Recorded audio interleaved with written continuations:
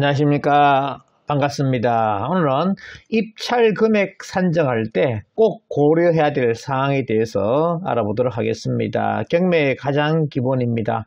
입찰 금액을 얼마로 산정할 것이냐. 이걸 입찰 금액을 잘못 산정하게 되면 결국 보증금을 몰수당하는, 경매는 만약에 내가 입찰했는데 낙찰받았어요. 그런데 내가 완납을 안 하게 되면 결국 보증금을 몰수당하게 됩니다. 그렇기 때문에 입찰 금액 산정이 굉장히 중요합니다. 그리고 저번 강의 때 임장활동이 중요하다 했는데, 임장활동을 가지 않고 절대로 입찰하지 마라 하는 그런 속설이 있습니다. 그래서 임장활동 가가지고 중요한 것이 입찰 금액을 얼마로 산정할 것이냐 하는 것이 굉장히 중요합니다. 그리고 공인중개사한테 가가지고 매도할 수 있는 금액을 정확하게 파악하는 것이 중요한데요. 그 파악하는 방법, 스킬, 이런 기술들에 대해서 알아보도록 하겠습니다. 저는요, 경매 때문에 왔습니다 라고 해가지고 저는 경매 안 합니다 하면서 경매를 왜 합니까?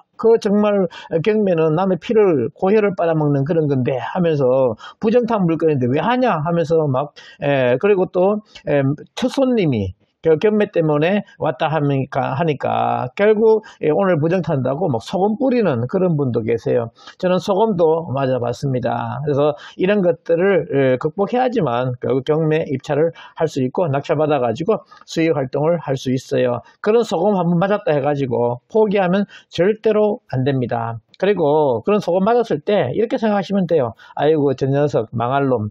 왜? 망할 뿐이에요, 그분은. 왜? 내가 경매로 왔지만 나한테 정말 성의껏 설명해 주시면 내가 그 물건을 잡아왔다. 어디 가겠습니까? 거기 안 가겠습니까? 그러면 영원한 고객이 될 수 있는데, 그런 기회를 결국 이렇게 자기가 발로 차버렸으니까 얼마나 참 안타깝습니까? 그래서 망할 사람이에요. 그래서 에이 망할 놈 하고 이렇게 나오시면 됩니다. 그리고 우리가 경기가 힘들다 하지만 잘 되시는 분은 정말 잘 됩니다. 그런 분들은 마인드가 틀려요. 어떤 고객이든지 최선을 다해서 설명을 해 주십니다. 그런 부동산 가셔가지고 하시면 돼요. 그래서 오늘은 입찰 금액 산정할 때 반드시 꼭 고려해야 될 사항들이 무엇인지 알아보도록 하겠습니다. 저는 수성대학교와 향남이공대 평생교원 경매과정과 실전소야과정 경매학원을 운영하면서 매일경제 시어포럼 강사 및 한의대 김인 교수를 하고 있는 서견 김동수 박사입니다. 저는 3월, 6월, 9월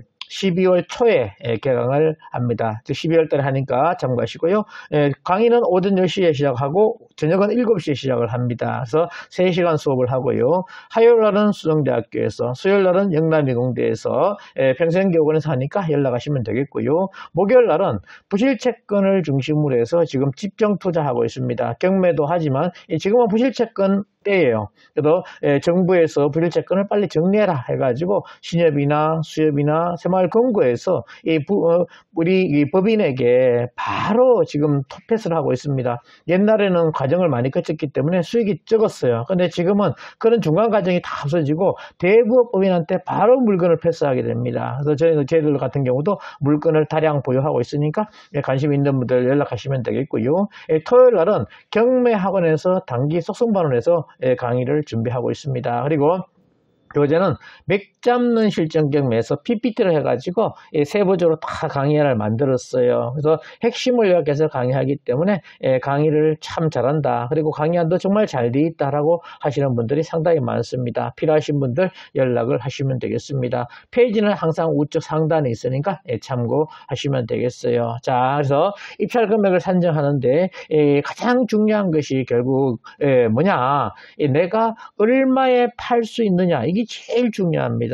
그래서 임장활동을 통해 가지고 반드시 얼마에 팔 수 있는지 이것을 분석하는 것이 굉장히 중요해요. 그래서 우리가 부동산 가가지고 경매 때문에 왔습니다. 그러면 굉장히 안 좋게 생각하시면서 잘 말씀을 안 해주려고 그래요. 그래서 저는 처음에는 경매 때문에 왔다 안 그러고 결국 매입하러 이렇게 왔다 이렇게 이야기해가지고 시세를 파악을 합니다. 그런데 마지막에 가서는요, 사문 차장님, 실은 제가 경매 때문에 왔습니다. 내가 이 물건 낙찰받아가지고 이 사모님한테, 소장님한테 맡길 테니까 소장님께서 거래해 주십시오. 단 소장님께서 팔 수 있는 금액이 얼마인지 나한테 제시해 주세요.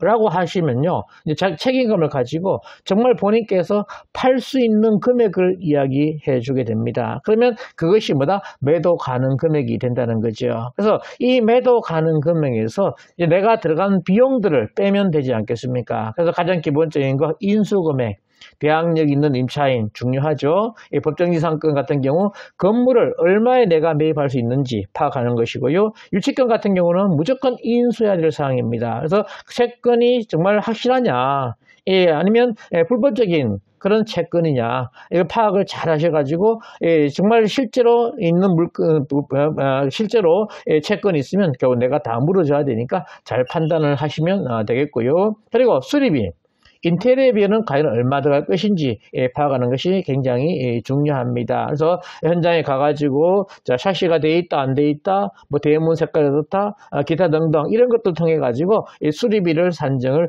하시면 잘 되겠고요. 그럼 대부분 수리 안 하고 파는 경우가 상당히 많습니다. 그리고 세금, 옛날에는 세금이 그렇게 안 중요했는데 지금은 세금이 굉장히 중요하죠. 특히 서울 같은 경우는 조정지역이 되면 취득세가 많이 올라가게 됩니다. 그리고 양도소득세도 중과세가 돼요. 주택수가 어떻게 되는지에 따라 다 다르니까 반드시 세금에 대해서도 먼저 계산을 하시고 입찰을 꼭 해라. 그리고 우리가 투자를 할 때 단기로 하지 않습니까? 그렇게 되면 세금이 굉장히 큽니다. 그런 세금까지도 반드시 생각하시고 세금을 절세할 수 있는 방법이 있는지 없는지 그것까지 판단을 하셔야 됩니다. 저는 이제 1억, 지금은 2억이죠. 미만 같은 경우 물건을 공동으로 투자하는데 그렇게 되면 양도소득세나 취득세가 상당히 감면될 수 있는 그런 상황이 있어요. 그래서 그런 물건들 컨택할 때 조심을 하시고요. 그리고 명도 비용, 기사 비용은 얼마 들어갈 것이냐.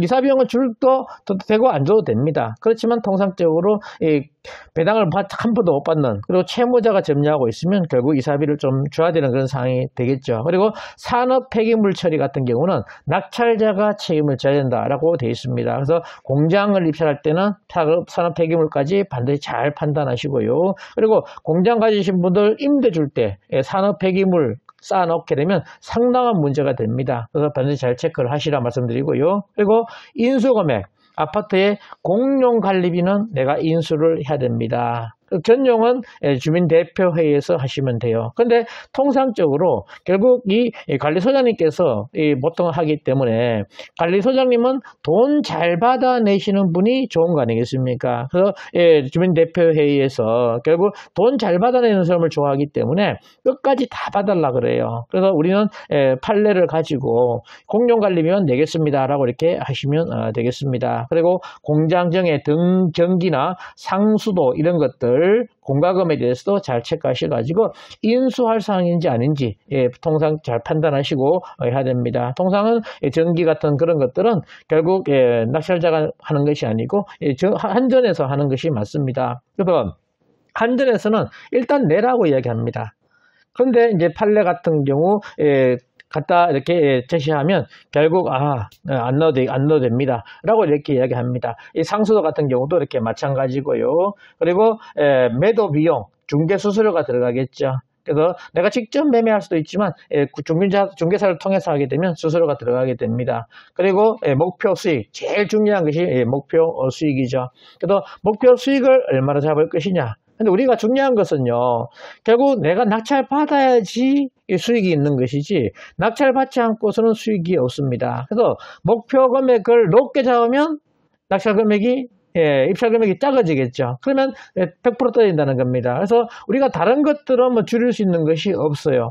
줄일 수 있는 것은 뭐밖에 없다? 목표 수익밖에 없습니다. 그래서 목표 수익을 최대한 적게 잡고, 그런데 손해봐서는 안 되겠죠. 목표 수익을 잘 잡아가지고 입찰 금액을 높였을 때 낙찰 확률이 상당히 높다는 겁니다. 그래서 이런 것들을 잘 체크하셔가지고 낙찰 받으셔서 수익 활동을 꼭 해 나가시기를 바랍니다. 그래서 경매는요, 왜 합니까? 그러면 싼 거 살라고요, 그렇게 말씀하시는 분도 상당히 많으세요. 근데 싼 거는요 비이득입니다.